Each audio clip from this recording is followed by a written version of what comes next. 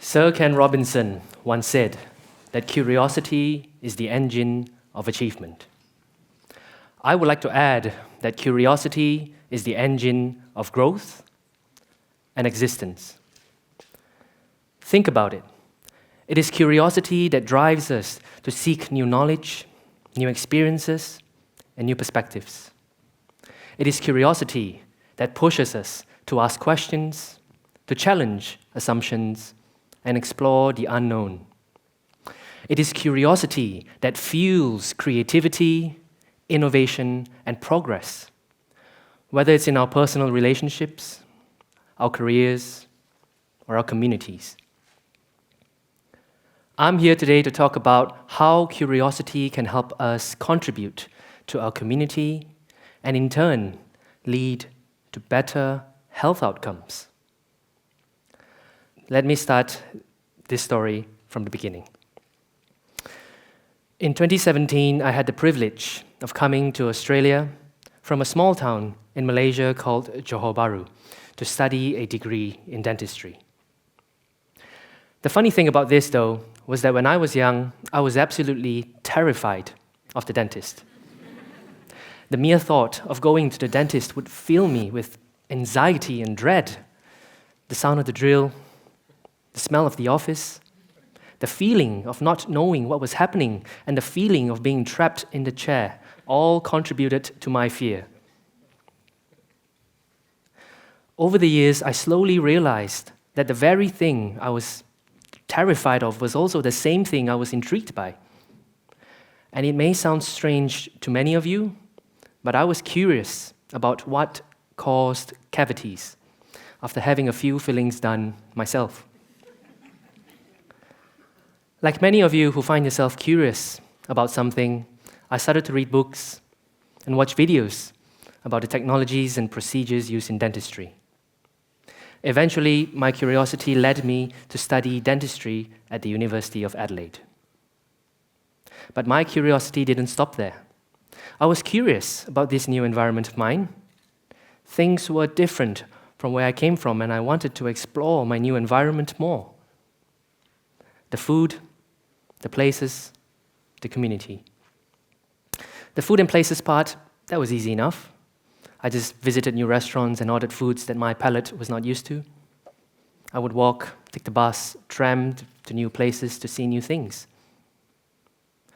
I wasn't quite sure, though, at that stage, how to satisfy my curiosity about my Australian community. I'm actually quite introverted, and I've done some online tests. I'm apparently 82% introvert, so I shied away from meeting new people. I stuck by the friends and colleagues I've met in dentistry. An opportunity came to satisfy my curiosity about my Australian community in my 4th year of studies. One of my lecturers talked about the marked disparity of oral health outcomes for Australians who are marginalized, homeless, and at risk, compared to that of the average blue-collared Australian employee. I wanted to know more about why. Exactly what actions or inaction led to these poorer oral health outcomes. So I decided that while I was still at university, I would sign up as a volunteer at a local soup kitchen. And I volunteered with the Community Outreach Dental Program, which provide pro bono dental services for severely marginalized people. At first, I was overwhelmed by the need and poverty that many of these people were experiencing, and I wasn't sure if I was helping or making a difference at all. But I kept showing up for my community, and I began to learn a lot more than I ever imagined. It's been just over 3 years that I've been at it, and volunteering has certainly satisfied my curiosity. Being a dentist in Australia and helping the people in my community has taught me a lot, not just about curiosity, but about overall health. It is a fact that poor oral health in childhood can lead to poor oral health in adulthood. And statistics has shown that a child with tooth decay is a strong predictor of an adult with poor oral health. Every dollar spent on prevention at 0 to 4 years will prevent $7 from being spent on treatment later in adult life. Many adults, in fact, statistics would suggest almost 1/3 of all Australian adults have untreated tooth decay. And in Tasmania, dental conditions were the biggest reason for preventable hospital admissions.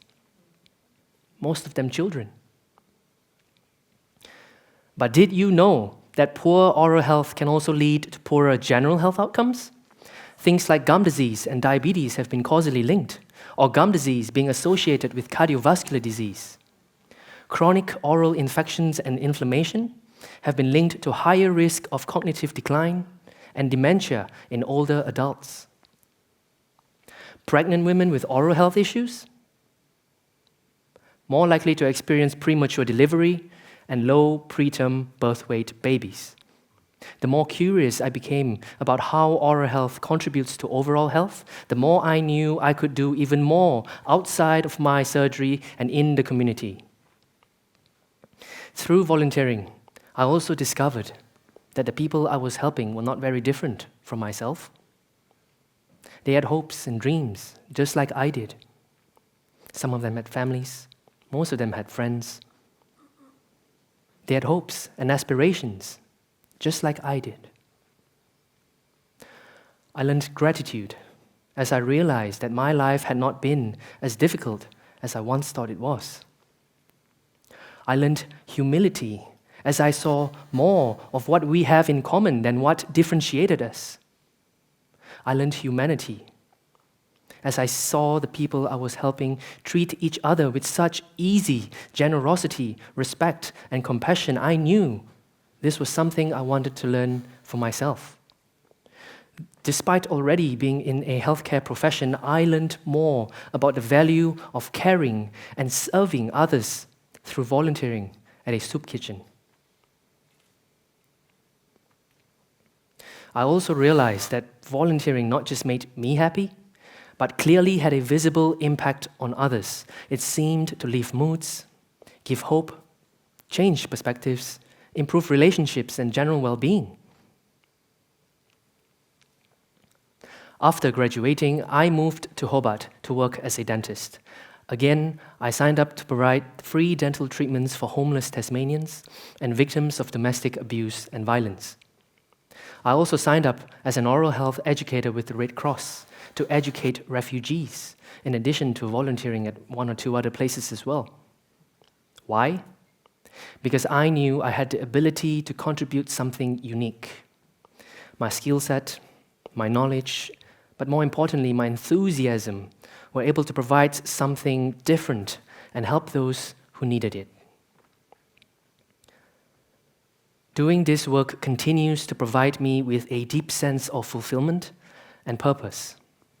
Touching these people's lives and making an impact, knowing that you have given them, in the words of Chadwick Boseman, a seed of faith and a bud of hope, not just for their oral health, but for their overall health too. Looking back, I'm struck by the fact that all these came about simply because I allowed myself to be curious and to act on that curiosity in order to contribute to my community. Every contact and every relationship in this journey of volunteering has left me humbled, yet in awe of how little we know of life and relationships.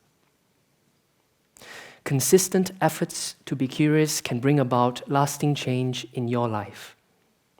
Asking questions, exploring the things that you are interested in can lead to action and growth.